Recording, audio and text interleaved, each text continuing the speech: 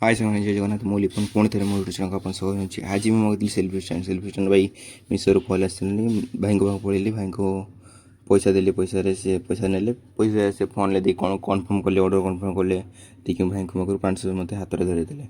Parcel ହାତରେ ଧରି ମୁଁ ତାଙ୍କ ପାଖରେ ଟିକେ ଚେକ୍ କଲି, ସେଠି ଚେକ୍ କଲି, ସେ ସ୍କାନ୍ କଲେ, ଚେକ୍ କରି ମୋ ରୁମ୍କୁ ନେଇଲି। ରୁମ୍ରେ ଭଲକି ଚେକ୍ କଲି, ଦେଖିଲି ଭଲ ଅଛି, ଲାଇଟ୍ଟା ବି ଚାଲିଥିଲା, ଲାଇଟ୍ଟା ବି ଜଳୁଥିଲା।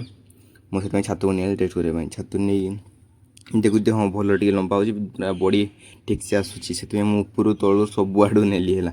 ମାନେ ଅଗଟା ଟିକେ ଜଷ୍ଟ ହାଲକା ହଲୁଛି ଭାଇ। 114 ଟଙ୍କାରେ ଭାଇ ବହୁତ ମିଳୁଛି ସେତିକି। ତାପରେ ଆମର ରୁମ୍ର ପାଳି ଥିଲା ହାଟ ଯିବା ପାଇଁ ବାହାରିଲେ। ମୁଁ ଏଇଠି କ'ଣଟା କହିଲି ମୋର ବି ମନେ ପଡ଼ୁନି।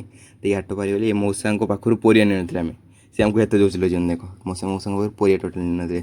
ତାପରେ ପକୋଡ଼ା ଆଣିଲେ 500 ଖାଇକି ଆରାମସେ। ପକୋଡ଼ା ବନେଇଥିଲି 1 ନମ୍ବର, ବହୁତ ଟେଷ୍ଟ ଥିଲା। ଖାଇ ରହୁଛି। ଜୟ ଜଗନ୍ନାଥ।